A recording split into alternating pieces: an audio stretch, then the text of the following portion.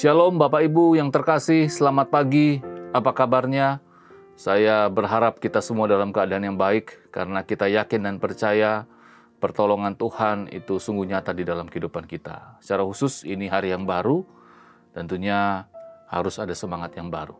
Bapak Ibu, Saudara yang terkasih, kembali firman Tuhan di pagi hari ini akan menjadi santapan kita, akan menjadi perenungan kita, yang diambil dari Injil Matius pasal yang ke-13, ayat 24 sampai ayat yang ke-30. Demikian firman Tuhan, perumpamaan tentang lalang di antara gandum. Yesus membentangkan suatu perumpamaan lain lagi kepada mereka. Katanya, hal kerajaan surga itu seumpama orang yang menaburkan benih yang baik di ladangnya.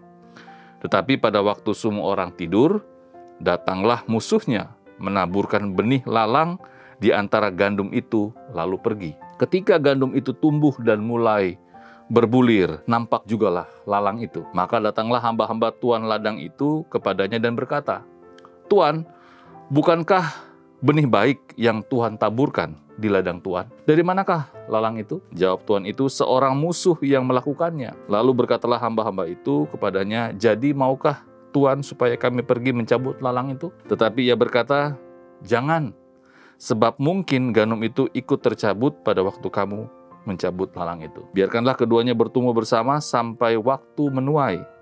Pada waktu itu aku berkata kepada para penuai, kumpulkanlah dahulu lalang itu dan ikatlah berkas-berkas untuk dibakar. Kemudian kumpulkanlah gandum itu ke dalam lumbungku.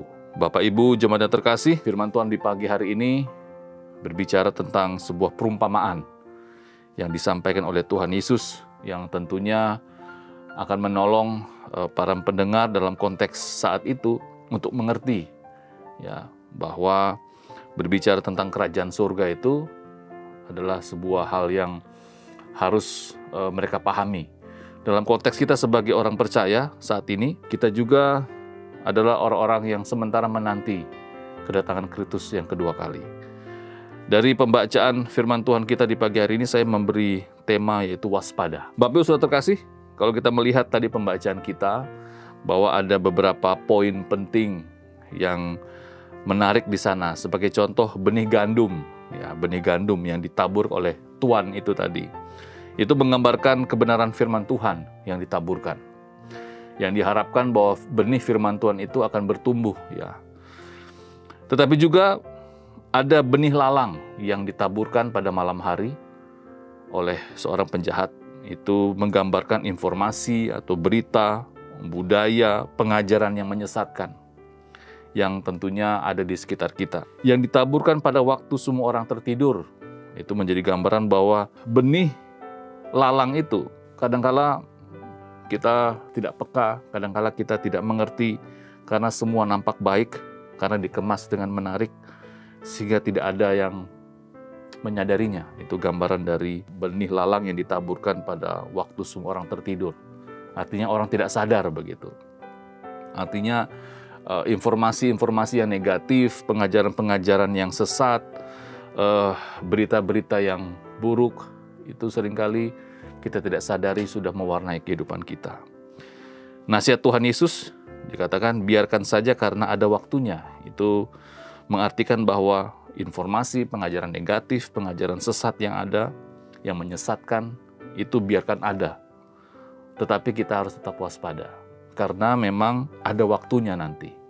Nah, Bapak Ibu Saudara terkasih, kalau kita melihat situasi kondisi dunia saat ini, tidak bisa kita hindari bahwa kita sekarang berada di dalam situasi di mana arus informasi di media sosial tidak dapat kita bendung. Apalagi kita sudah masuk di masa era informasi yang begitu cepat, begitu maju. Anak-anak kita semua sudah belajar dan bahkan sudah memakai gadget yang bisa membuka apa saja. Sehingga menjadi perhatian penting bagi kita semua sebagai orang-orang percaya di tengah-tengah situasi seperti ini. Bahwa situasi akhir zaman yang digambarkan, yang diumpamakan oleh Tuhan Yesus di dalam pembacaan kita tadi, kita sudah sementara berada di masa-masa ini. Oleh sebab itu, Bapak Ibu Saudara sebagai orang tua, tentunya harus semakin waspada. Bapak Ibu Saudara sebagai orang Kristen, orang-orang muda sebagai orang Kristen juga harus semakin waspada. Karena sekali lagi semua hal-hal itu dikemas dengan begitu baik, dikemas dengan begitu rupa, sehingga membuat kita tidak sadar, tidak peka. Apalagi kalau kita tidak hidup sungguh-sungguh di dalam Tuhan, kita mudah sekali terpengaruh. Oleh sebab itu, nasihat firman Tuhan pagi hari ini, mari kita meningkatkan kewaspadaan kita terhadap pengajaran-pengajaran sesat, terhadap situasi-situasi yang membuat iman kita nanti akan goyah. Bapak Yesus terkasih, selamat beraktivitas. Biarlah firman Tuhan ini boleh menjadi bekal bagi kita agar semakin waspada di hari-hari ke depan. Mari kita berdoa. Bapa, terima kasih. Kami menyadari bahwa saat ini kami berada di akhir zaman, di mana banyak sekali situasi kondisi yang kami hadapi. Secara khusus, ada hal-hal negatif yang ada di tengah-tengah kami. Pengajaran yang tidak baik, pengajaran yang tidak sehat, bahkan ada hal-hal yang buruk yang berada di tengah-tengah kami. Mampukan kami agar kami sebagai orang percaya, mampukan kami yang juga punya anak-anak, keluarga, semakin meningkatkan kewaspadaan kami sebagai orang percaya. Dengan hidup lebih sungguh-sungguh, dengan hidup lebih serius, belajar firman Tuhan, sehingga kami dapat lebih peka di dalam menjalani kehidupan ini. Memberkati kami semua dalam setiap kegiatan kami hari ini, sehingga hari ini sungguh-sungguh kami dapat meningkatkan kewaspadaan kami.